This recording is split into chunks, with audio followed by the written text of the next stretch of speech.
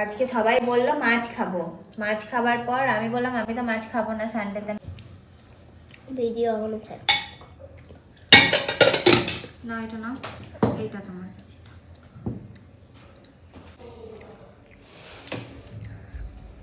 বলো রান্না কি কি করেছো? রান্না করেছি ভাত, পোস্ত, চিকেনটা আজকে ঝোল বানিয়েছি, কুকারে বানিয়েছি এটা। আর হচ্ছে চিংড়ি, এই যে চিংড়ি। আমি বেশি চিংড়ি নিইনি, মৌমি খেতে ভালোবাসে, মৌমি চিংড়ি খাচ্ছে, আজকে চিকেনও খাইনি, এক পিস খেয়েছে।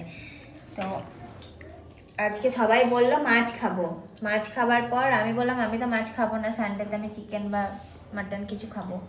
তো আমি বললাম না, মানুষ বললো তাহলে মাটন নিয়ে আসে, বললাম না ছেড়ে দাও, চিকেন নিয়ে আসো।